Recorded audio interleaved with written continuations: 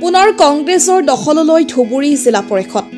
ৰাজ্যত পঞ্চায়তী ৰাজ ব্যৱস্থা আৰম্ভ হোৱাৰ পৰাই কংগ্ৰেছৰ দখলত ধুবুৰী জিলা পৰিষদ আজিৰ তাৰিখলৈকে কংগ্ৰেছৰ বাবে সুৰক্ষিত হৈ থাকিল ধুবুৰী জিলা পৰিষদ কিন্তু এইবাৰ ধুবুৰী জিলা পৰিষদৰ কংগ্ৰেছ দখললৈ গলেও জিলা পৰিষদ গঠনত যেন মুখ্য ভূমিকা ল'ব এইবাৰ ৰাইজৰ দলৰ প্ৰাৰ্থী নাইবা নিৰ্দলীয় প্ৰাৰ্থীয়ে কাৰণ ধুবুৰী জিলাত জিলা পৰিষদ সমষ্টি আছে 20টা যিকোনো দলে সংখ্যাগৰিষ্ঠতা লাভ কৰিবলৈ হলে প্ৰয়োজন হ'ব 11খন আসনৰ কিন্তু কংগ্ৰেছে লাভ কৰিছে 10খন আসন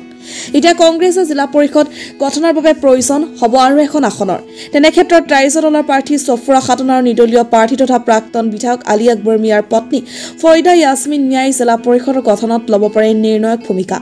উল্লেখ্য আছে প্ৰথমবাৰৰ বাবে এইবাৰ ধুবুৰীত ৰাইজৰ দলৰ প্ৰাৰ্থীৰ চমকপ্ৰদ ফলাফল ধুবুৰী বিধানসভা সমষ্টি মহামায়া জিলা পৰিষদৰ সমষ্টি ৰাইজৰ দলৰ প্ৰাৰ্থী সফুৰা খাতুনৰ বৃহৎ জয় ধুবুৰী জিলা পৰিষদৰ পূৰ্বৰ সভাপতি তথা কংগ্ৰেছ নেতা আছাদুলৰ ইছলামৰ পত্নীক পৰাস্ত কৰি বিজয় সাব্যস্ত ৰাইজৰ দলৰ সফুৰা খাতুনৰ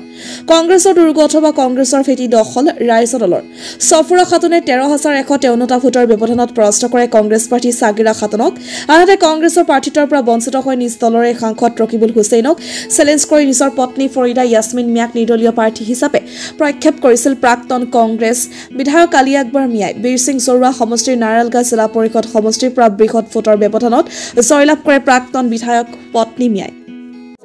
তো মই অকল জিলা পৰিষদ মেম্বাৰহে হৈছোঁ তো প্ৰথমতে ৰাইজে যিটো বিচাৰে যিটো সমস্যা প্ৰথম কৰিব মানে বিচাৰিব সেইটোৱে মই কৰিবলৈ চেষ্টা কৰিম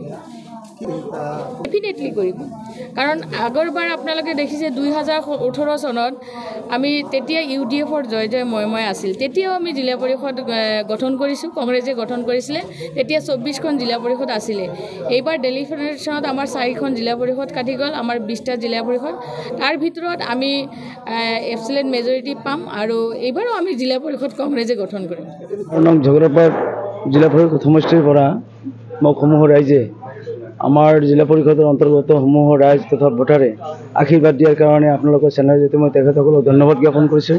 আন্তৰিক শুভেচ্ছা জ্ঞাপন কৰিছোঁ সমূহ ৰাইজলৈ মই শ্ৰদ্ধা জ্ঞাপন কৰিছোঁ মই বৰ্তমান AIDFৰ প্ৰাৰ্থীজনক পৰাস্ত কৰি জয়ী হোৱাৰ কাৰণে মই নথৈ আনন্দিত আপোনালোকৰ চেনেলতে এইখিনি মেছেজ দিবলৈ বিচাৰিছোঁ যে মোক যিমান সহানুভূতিশীল ব্যক্তিয়ে মোক ভোট প্ৰদান কৰিছে তেওঁলোকৰ প্ৰতি মোৰ গোটেই জীৱন শ্ৰদ্ধা থাকিব আৰু ইয়াতে ল'বই লাগিব না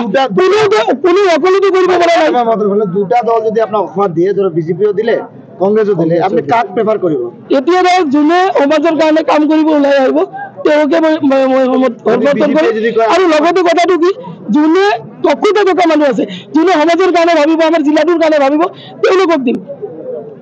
সমৰ্থন কৰিব নিশ্চয় সমৰ্থন কৰিম